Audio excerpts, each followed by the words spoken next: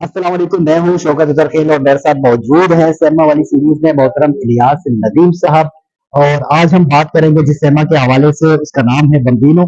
जी इलियास साहब, बताएं जरा हमें बम्बीनो के हवाले से। जी अस्सलाम वालेकुम नाजरीन। मैं यहाँ पर एक चीज अर्ज करूंगा शौकत भाई, आपकी इजाजत से। जी जी।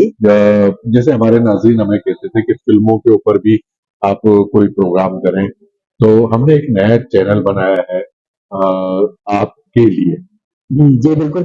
उस पे हम इलियास साहब की यादाश्तों को मजीद निखार रहे हैं। निखारना क्या है, उभार रहे हूँ, मैं इनको याद दिलाता हूँ और ये मुझे जो है ना फिल्मों के हवाले से बताते हैं, वो मैं आपसे शेयर कर रहा हूँ।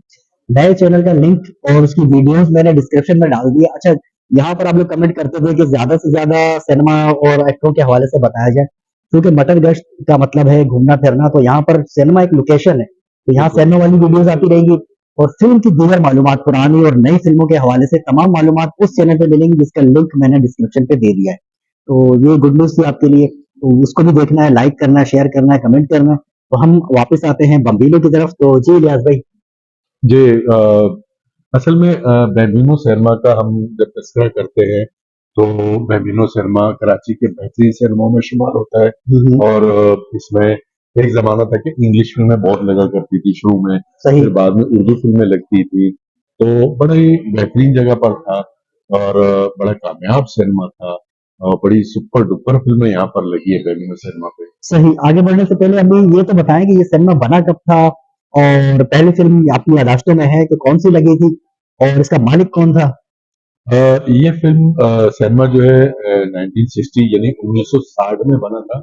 और सदर मुमलिकत उस वक्त के फील्ड मार्शल मोहम्मद अयूब खान ने इस अच्छा। सिनेमा का इफ्तिताह किया था। सही। साउथ पैसिफिक फिल्म यहाँ पर लगी थी, पहली। पहली फिल्म जो थी सही।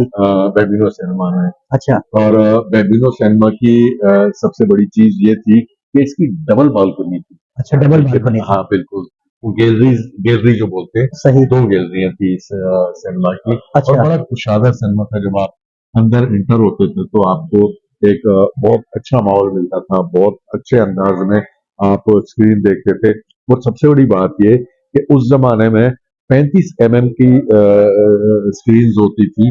बेम्बिनो सिनेमा का ये क्रेडिट है कि ये 70 mm की स्क्रीन बेम्बिनो सिनेमा में पहली दफा मुतारफ करवाई गई थी। मतलब ये उस दौर का सबसे एडवांस, मतलब जदीद सिनेमा था, आप कह सकते हैं इसको। जी बिल्कुल ऐसा ही है। अच्छा। अच्छा, इसका मालिक का आपने नहीं बताया कि कौन था, मतलब किसकी मिल्कियत में था ये सिनेमा। अ, इसके जो मालिक थे वो हाकिम अली जरदारी, जो हमारे मौजूदा सदर मुमलिकत हैं, सदर आसिफ अली जरदारी, उनके वालिद थे। और ये सिनेमा उनकी मलकियत था। बेम्बिनो और इस्काला सिनेमा, अच्छा। इन दोनों सिनेमाओं के मालिक हाकिम अली जरदारी साहब थे, समझे कि आसिफ अली जरदारी।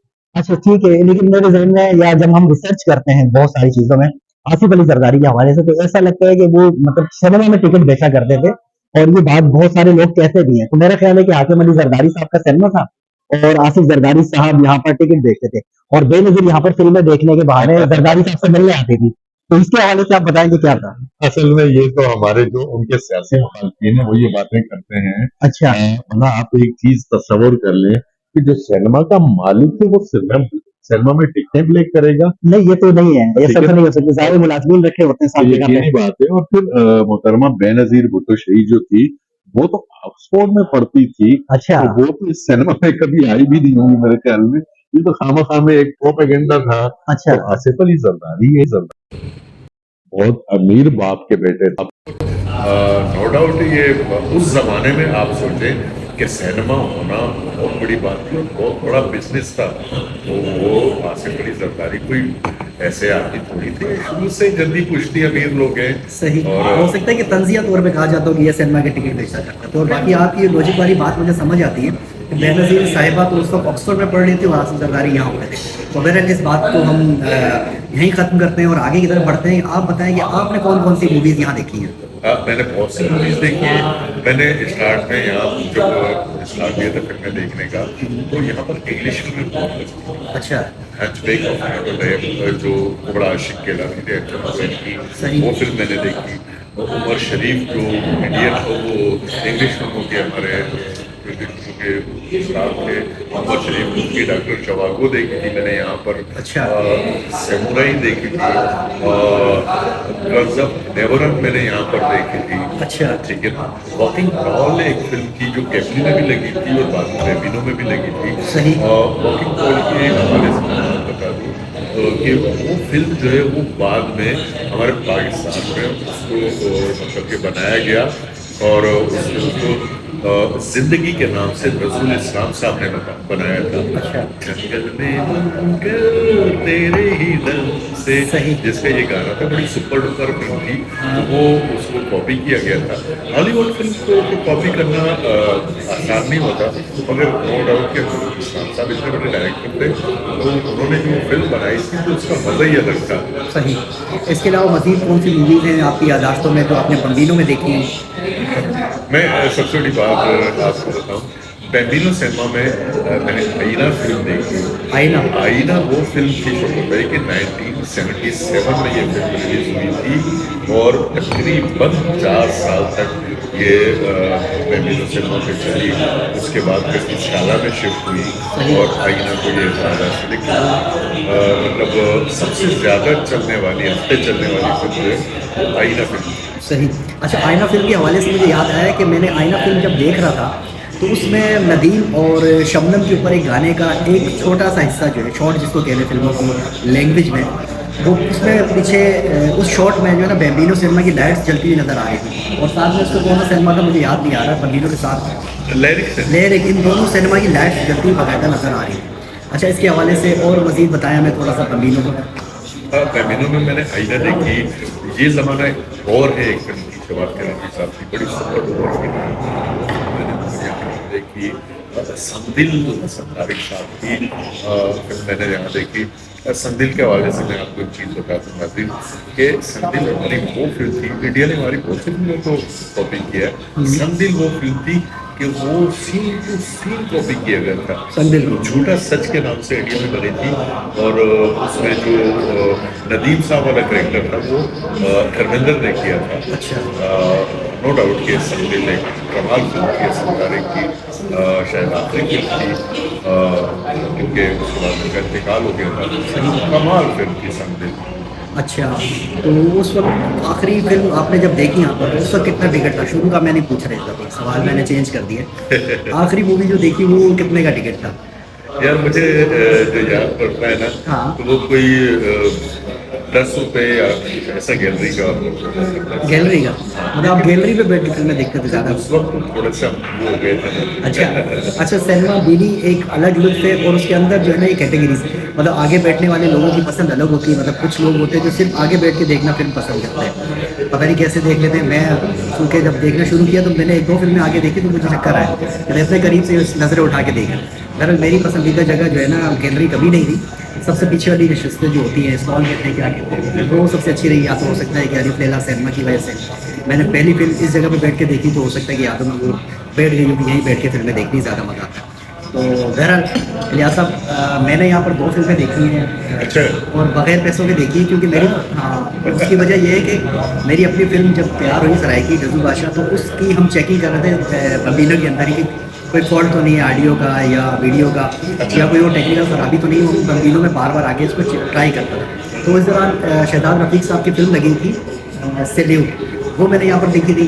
अच्छा, वो उतरी तो फिर दोबारा हमारा फाइनल चेकिंग चल रही थी मेरी फिल्म की, तो फिर मैंने यहाँ पर देखी थी जज्बा। अच्छा, जज्बा अल्लाह माफ़ करे बिल्कुल ही फारिग फिल्म थी, लेकिन ज़ाहिर है हमने टाइम तो गुजारना था, वो मैंने देख ली किसी तरीके से भी। तो उसके बाद ये सिनेमा बंद हो गया, शायद हो सकता है कि उसमें जज्बा का भी किरदार हो, ऐसी फिल्मों का भी किरदार हो कि सिनेमा बंद कर दो ज़्यादा अच्छा है। नहीं भाई, असल में मैं समझता हूँ कि मुझे बोलना तो नहीं चाहिए थे, मगर एक दौर जब आया था भरोसा हुकूमत जब पहुँच गई, उसके बाद जो सिनेमाओं पे रवाल आना शुरू हुआ। एक तो एक सेंसर बोर्ड इतना सख्त कर दिया गया, गानों के ऊपर एक पाबंदी किया, हीरो ने एक दूसरे का हाथ भी नहीं पकड़ा, जो बड़ा शरीफाना तौर पर बड़ी साफ सुथरी फिल्म बनती थी, मगर उसके बावजूद ये सख्ती कर दी गई थी। उससे बड़ा डैमेज हुआ और उसी दौरान फिर वो ये कि VCR आ गया। अब VCR में हम इंडियन फिल्में देख रहे हैं या वो फिल्में देख रहे हैं, वहाँ बहुत चीज़ें वो मिलती थी, वो हमारी फिल्मों का दबाव का वो बना और फिर आस्ते आस्ते आस्ते आस्ते हमारी फिल्में ज़वाल पज़ीर होती गई, हमारे सिनेमा ज़वाल पज़ीर होते गए। आज ये हाल है कि कराची में गिने चुने सिनेमा ही रह गए। 126 सिनेमा में से चंद एक ही होगी, दर्जन भर सिनेमा हमें तलाश करने में वक्त लगेगा। तो बहरहाल इंडियन फिल्मों की बात आई है तो आखिरी सवाल मैं आपसे पूछूंगा, आखिरी वक्त में यहाँ पर मतलब उस वक्त तो अलाउ हो गई थी इंडियन फिल्में बम्बीनो के आखिरी वक्त में, तो आपने यहाँ पर इंडियन फिल्में काफ़ी लग रही थी, मैंने पोस्टर भी बार बार बड़े बड़े पैनाफ्लिक्स लगे हुए देखे बम्बीनो के बाद, तो आपने कोई पैनाफ्लिक्स को देख कर इंडियन फिल्म देखी बम्बीनो में जाके? नहीं, इत्तेफाक से मैं एक चीज़ अर्ज करूँ कि इंडियन फिल्में यहाँ पर लगी हैं, मगर मैं इंडियन फिल्म के मुकाबले में अपनी फिल्म को ज़्यादा अहमियत देता था। मैंने VCR पे भी ज़्यादा फिल्में नहीं देखी इंडिया की। अच्छा। मैं अपनी पुरानी फिल्में रंगीला मनोरंजन की कैसेट ले आता था, पर्दे में रहने दो की, मतलब इस तरह की इंतज़ार फिल्म की, क्योंकि एक अवध था तो वो फिल्में हमारे जहन में थी। अच्छा।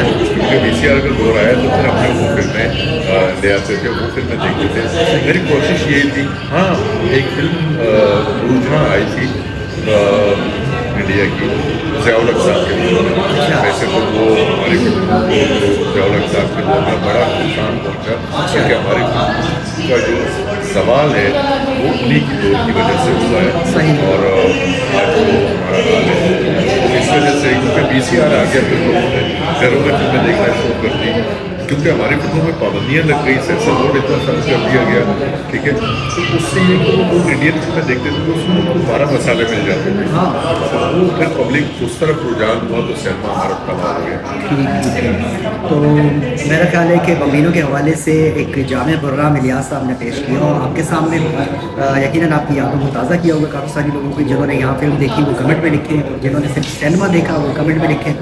तो मिलते हैं, और जिन्होंने नहीं देखा वो भी कमेंट कर सकते हैं कि यार उन्होंने नहीं देखा और अभी भी गुजरते हुए कभी देख सकते हैं, कराची आना हो क्योंकि बिल्डिंग अभी तक मौजूद है। तो मिलते हैं बहुत जल्द फिर किसी नए सिनेमा के साथ या किसी नई वीडियो के साथ। तब तक के लिए मुझे इलियास साहब को और मुझे दीजिए इजाज़त। अल्लाह हाफ़िज़। अल्लाह हाफ़िज़।